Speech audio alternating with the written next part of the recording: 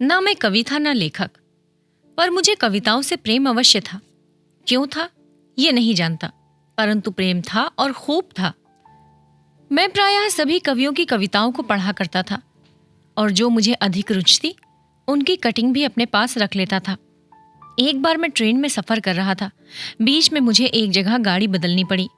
वो जंक्शन तो बड़ा था, परंतु स्टेशन पर खाने पीने की सामग्री ठीक नहीं मिलती थी, इसलिए मुझे शहर जाना पड़ा। बाजार में पहुंचते ही मैंने देखा कि जगह जगह पर बड़े बड़े पोस्टर चिपके हुए थे, जिनमें एक वृहद कवि सम्मेलन की सूचना थी और खास खास कवियों के नाम भी दिए हुए थे। मेरे लिए तो कवि सम्मेलन का ही आकर्षण पर्याप्त था। कवियों की नामवली देखकर मेरी उत्कंठा और भी अधिक बढ़ गई। दूसरी ट्रेन के जाने का निश्चय कर जब मैं सम्मेलन के स्थान पर पहुंचा तो उस समय कविता पाठ प्रारंभ हो चुका था और उर्दू के एक शायर अपनी जोशीली कविता मजलिस के सामने पेश कर रहे थे। दाद भी इतने जोरों से दी जा रही थी कि कविता का सुनना भी कठिन हो गया था।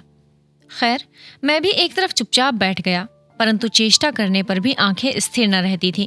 किसी की खोज में वे बार बार विह्वल सी होती थी। कई कवियों ने अपनी सुंदर सुंदर रचनाएं सुनाई। सबके बाद एक श्रीमती जी भी धीरे धीरे मंच की ओर अग्रसर होती दिखाई पड़ी। उनकी चाल ढाल तथा रूपरेखा से ही असीम लज्जा एवं संकोच का यथेष्ट परिचय मिल रहा था।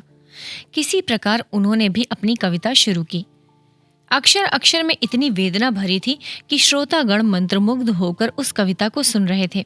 वाह वाह और खूब खूब की तो बात ही क्या, लोगों ने जैसे सांस लेना तक बंद कर दिया था। मेरा रोम रोम उस कविता का स्वागत करने के लिए उत्सुक हो रहा था। एक बार इस मूर्तिमती प्रतिभा का परिचय प्राप्त किए बिना उस नगर से चले जाना अब मेरे लिए असंभव सा हो गया। अतः इस निश्चय के अनुसार मैंने अपना जाना फिर कुछ समय के लिए टाल दिया। उनका पता लगाकर दूसरे ही दिन लगभग 8 बजे सवेरे मैं उनके निवास स्थान पर जा पहुंचा और अपना विजिटिंग कार्ड भिजवा दिया। कार्ड पाते ही एक अधेड़ सज्जन बाहर आए और मैंने उनसे उत्सुकता से पूछा, क्या श्रीमती जी घर पर हैं? जी हाँ, आइए बैठिए। आदर प्रदर्शित करते हुए मैंने कहा, कल के सम्मेलन में उनकी कविता मुझे बहुत पसंद आई। क्या एक साहित्य प्रेमी के नाते मैं उनसे मिल सकता हूँ? एक कुर्सी पर बैठालते हुए वो बोले, वो मेरी लड़की है, मैं भी बुलवाए देता हूँ। उन्होंने तुरंत नौकर से भीतर सूचना भेजी और उसके कुछ ही क्षण बाद वो बाहर आती हुई दिखाई पड़ी। परिचय के पश्चात बड़ी देर तक अनेक साहित्यिक विषयों पर उनसे बड़ी ही रुचिकर बातें होती रहीं। चलने का प्रस्ताव करते ही उन्होंने संध्या समय भोजन के लिए निमंत्रण दे डाला। इसे अस्वीकृत करना भी मेरी शक्ति के बाहर था, अतः दिन भर वहीं उनके साथ रहने का सुअवसर प्राप्त हुआ और इन थोड़े से घंटों में ही उनकी असाधारण प्रतिभा देखकर मैं चकित हो गया। अब तक का मेरा आकर्षण सहसा भक्ति युक्त आदर में परिणत हो गया। भोजन के उपरांत मुझे अपनी यात्रा प्रारंभ करनी ही पड़ी, परंतु मार्ग भर में कुछ ऐसा अनुभव करता रहा जैसे कहीं कोई मेरी वस्तु छूट सी गई है। घर लौटकर मैंने उन्हें 2-1 पत्र लिखे, पर उत्तर एक का भी न मिला। विवश था, चुप ही रहना पड़ा, किंतु उनकी कविताओं की खोज निरंतर ही किया करता था। इधर कई महीनों से उनकी कविता भी देखने को नहीं मिली। न जाने क्यों एक अज्ञात आशंका रह रहकर मुझे भयभीत बनाने लगी। अंत में एक दिन उनसे मिलने की ठान कर घर से चल ही तो पड़ा कि चलने के साथ ही बाईं आंख फड़की और बिल्ली रास्ता काट गई। इन अपशकुनों ने मेरी अनिश्चित आशंका को जैसे किसी भावी अमंगल का निश्चित सा रूप दे दिया। वहां पहुंचकर देखा मकान में ताला पड़ा था। हृदय धक से हो गया। पता लगाने पर ज्ञात हुआ कि कई महीने पहले उनके पिता का देहांत हो गया है। उनके मामा आकर उन्हें अपने साथ लिवा ले गए। बहुत खोज करने पर भी उनके मामा के घर का पता ना पा सका। इस प्रकार वे एक हवा के झोंके की तरह मेरे जीवन में आईं और चली भी गईं। मैं उनके विषय में कुछ भी न जान सका।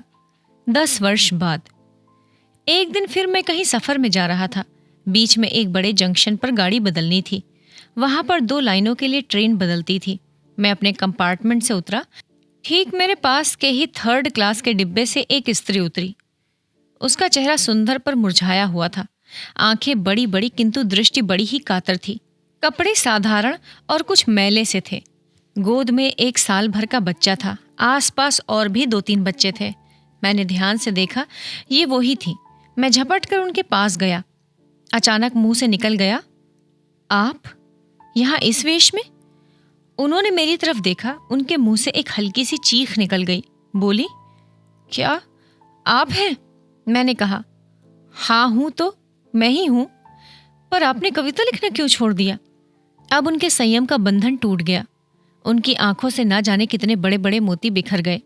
उन्होंने रुंधे हुए कंठ से कहा, पढ़ने लिखने की बात अब आप मुझसे कुछ न पूछिए। इतने ही में एक तरफ से एक अधेड़ पुरुष आए और आते ही शायद उनके पास मेरा खड़ा रहना उस सज्जन को न सुहाया, इसलिए उन्हें बहुत बुरी तरह से झिड़क कर बोले, यहाँ खड़ी खड़ी बातें कर रही हो, कुछ ख्याल भी है? वे बोली, मेरे पिताजी के। वो अपना वाक्य पूरा भी न कर पाई थी कि वे महापुरुष कड़क उठे। चलो भी, परिचय फिर हो लेगा। उन्होंने मेरी तरफ एक बड़ी ही बेधक दृष्टि से देखा। दृष्टि में न जाने कितनी करुणा, कितनी विवशता और कितनी कातरता भरी थी। वे अपने पति के पीछे पीछे चली गईं। प्लेटफॉर्म पर खड़ा मैं सोचता हूं कि ये वही है या उनका भग्नावशेष। ये दुनिया भी अजीबो गरीब है, खासकर आज का जमाना। कानून को जिस तरह फरेब दिया जाता है, इसके मुतालिक शायद आपको ज्यादा इल्म ना हो। आजकल कानून एक बेमानी चीज बनकर रह गया है। इधर कोई नया कानून बनता है, उधर यार लोग उसका तोड़ सोच लेते हैं। इसके अलावा अपने बचाव की कई सूरतें पैदा कर लेते हैं। किसी अखबार पर आफत आनी हो तो आया करे, उसका मालिक महफूज व मामून रहेगा, इसलिए कि प्रिंट लाइन में किसी कसाई या धोबी का नाम बहैसियत प्रिंटर, पब्लिशर और एडिटर के दर्ज होगा। अगर अखबार में कोई ऐसी तहरीर छप गई जिस पर गवर्नमेंट को एतराज हो, तो असल मालिक के बजाय वो धोबी या कसाई गिरफ्त में आ जाएगा। उसको जुर्माना होगा या कैद। जुर्माना तो जाहिर है अखबार का मालिक अदा कर देगा, मगर कैद तो वो अदा नहीं कर सकता। लेकिन इन दो पार्टियों के दरमियान इस किस्म का मुआहिदा होता है कि अगर कैद हुई तो वो उसके घर इतने रुपए माहवार पहुंचा दिया करेगा। ऐसे मुआहिदे में खिलाफ वर्जी बहुत कम होती है। जो लोग नाजायज तौर पर शराब बेचते हैं, उनके पास 2-3 आदमी ऐसे जरूर मौजूद होते हैं जिनका सिर्फ ये काम है कि अगर पुलिस छापा मारे तो वो गिरफ्तार हो जाएं और चंद माह की कैद काट कर वापस आ जाएं। इसका मुआवजा उनको माकूल मिल जाता है। छापा मारने वाले भी पहले ही से मुत्तला कर देते हैं कि हम आ रहे हैं, तुम अपना इंतजाम कर लो। चुनांचे फौरन इंतजाम कर लिया जाता है, यानी मालिक गायब गल्ला हो जाता है और वो किराए के आदमी गिरफ्तार हो जाते हैं। ये भी एक किस्म की मुजालमत है, लेकिन दुनिया में जितनी मुजालमतें हैं कुछ इसी किस्म की होती हैं। मैं जब अमीन पहलवान से मिला तो वो 3 महीने की कैद काट कर वापस आया था। मैंने उससे पूछा, अमीन, इस दफा कैसे जेल में गए? अमीन मुस्कुराया, अपने कारोबार के सिलसिले में। क्या कारोबार था? जो रहा वही है। भाई बताओ तो। बताने की क्या जरूरत है, आप अच्छी तरह जानते हैं, मगर ख्वाह मख्वाह मुझसे पूछ रहे हैं। मैंने थोड़े से तवक्कुफ के बाद उससे कहा, अमीन, तुम्हें आए दिन जेल में जाना क्या पसंद है? अमीन पहलवान मुस्कुराया, जनाब, पसंद और नापसंद का सवाल ही पैदा नहीं होता। लोग मुझे पहलवान कहते हैं, हालांकि मैंने आज तक अखाड़े की शक्ल भी नहीं देखी। अनपढ़ हूँ, कोई और हुनर भी नहीं मुझ में, बस जेल जाना आता है, वहाँ मैं खुश रहता हूँ, मुझे कोई तकलीफ महसूस नहीं होती। आप हर रोज़ दफ्तर जाते हैं, क्या वो जेल नहीं है? मैं लाजवाब हो गया। तुम ठीक कहते हो अमीन, लेकिन दफ्तर जाने वालों का मामला दूसरा है। लोग उन्हें बुरी निगाहों से नहीं देखते। क्यों नहीं देखते? जिला कचहरी के जितने मुंशी और क्लर्क हैं, उन्हें कौन अच्छी नज़र से देखता है? रिश्वतें लेते हैं, झूठ बोलते हैं और परले दर्जे के मक्कार होते हैं। मुझ में ऐसा कोई ऐब नहीं है, मैं अपनी रोजी बड़ी ईमानदारी से कमाता हूँ। मैंने उससे पूछा, किस तरह? उसने जवाब दिया, इस तरह कि अगर किसी का काम करता हूँ और कैद काटता हूँ, जेल में मेहनत मशक्क़त करता हूँ और उसके बाद में उस शख्स से जिसकी खातिर मैंने सज़ा भुगती थी मुझे 200-300 रुपये मिलता है, तो ये मेरा मुआवजा है। इस पर किसी को क्या एतराज़ हो सकता है? मैं रिश्वत तो नहीं लेता, हलाल की कमाई खाता हूँ। लोग मुझे गुंडा समझते हैं, बड़ा खतरनाक गुंडा, लेकिन मैं आपको बताऊं कि मैंने आज तक किसी के थप्पड़ भी नहीं मारा। मेरी लाइन बिल्कुल अलग है। उसकी लाइन वाकई दूसरों से अलग थी। मुझे हैरत थी कि 3-4 मर्तबा कैद काटने के बावजूद उसमें कोई तब्दीली वाक़ई नहीं हुई। वो बड़ा संजीदा मगर गंवार किस्म का आदमी था, जिसको किसी की परवाह नहीं थी। कैद काटने के बाद जब भी आता तो उसका वजन कम से कम 10 पाउंड ज्यादा होता। एक दिन मैंने उससे पूछा, امین کیا وہاں کا کھانا تمہیں راس آتا ہے؟ اس نے اپنے مخصوص انداز میں جواب دیا، کھانا کیسا بھی ہو اس کا راس کرنا آدمی کا اپنا کام ہے۔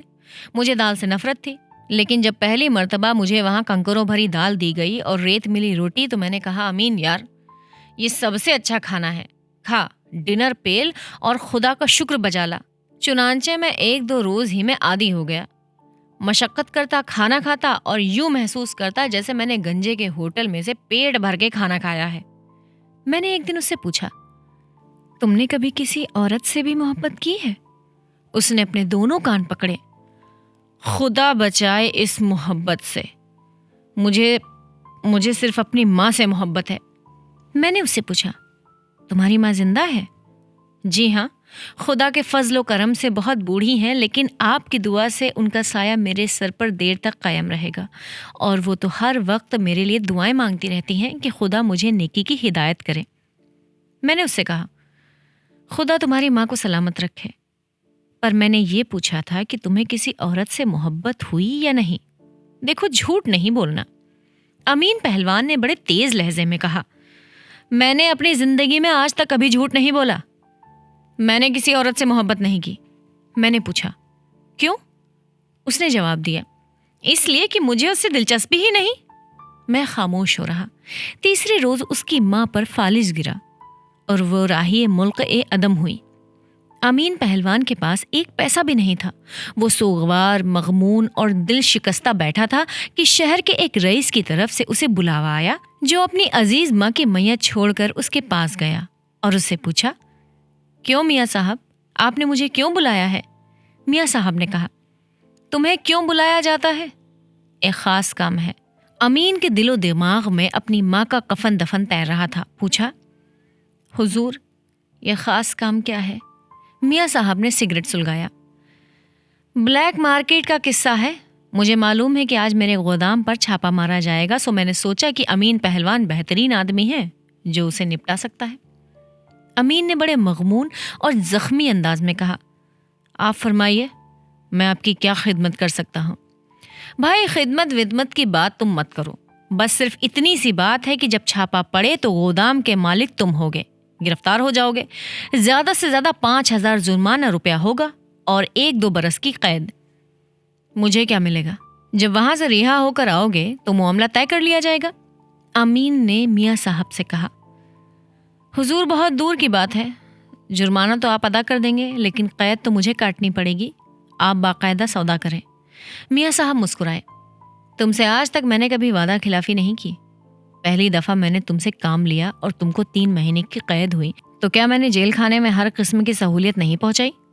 تم نے باہر آ کر مجھ سے کہا کہ تمہیں وہاں کوئی تکلیف نہیں ہے، اگر تم کچھ عرصے کے لیے جیل چلے گئے تو وہاں تمہیں ہر آسائش ہوگی۔ امین نے کہا، جی یہ سب درست ہے، لیکن کیا؟ امین کی آنکھوں میں آنسو آ گئے۔ میاں صاحب میری ماں مر گئی ہے۔ کب؟ آج صبح۔ میاں صاحب نے افسوس کا اظہار کیا۔ کفنا دفنا دیا ہوگا؟ امین کی آنکھوں میں سے آنسو ٹپ ٹپ گرنے لگے۔ میاں صاحب ابھی تو کچھ بھی نہیں ہو سکا، میرے پاس تو افیم کھانے کے لیے بھی کچھ نہیں ہے۔ میاں صاحب نے چند لمحات حالات پر غور کیا اور امین سے کہا، تو ایسا کرو، میرا مطلب ہے کہ تجہیز اور تفقین کا بندوبست میں ابھی کیے دیتا ہوں، تمہیں کسی قسم کا تردد نہیں کرنا چاہیے، تم گودام پر جاؤ اور اپنی ڈیوٹی سنبھالو۔ امین نے اپنی میلی قمیض کے آستین سے آنسو پوچھے۔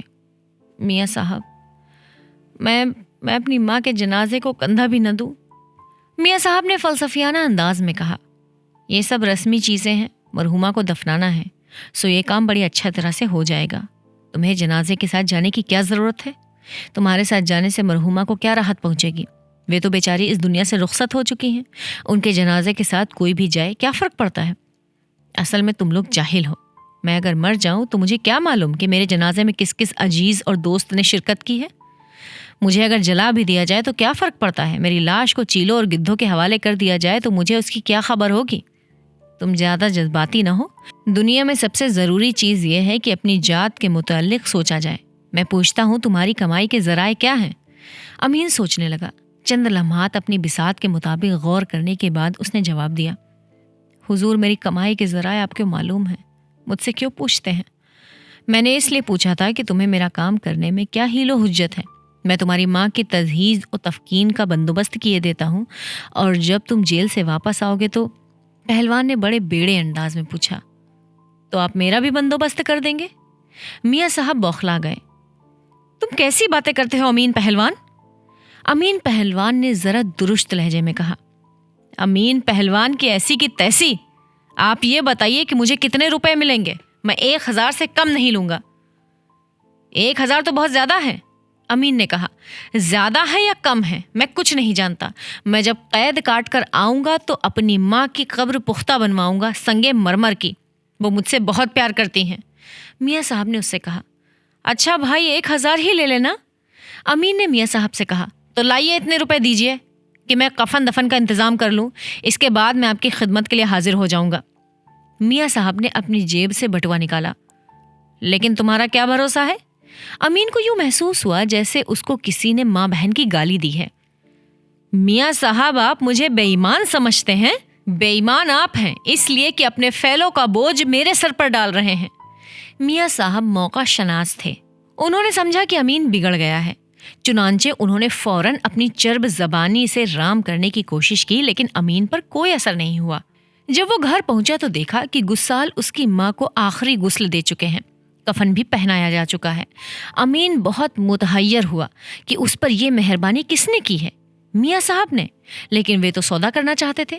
اس نے ایک آدمی سے جو تابوت کو سجانے کے لیے پھول گوتھ رہا تھا پوچھا. یہ کس آدمی نے اتنا اہتمام کیا ہے؟ پھول والے نے جواب دیا. حضور آپ کی بیوی نے.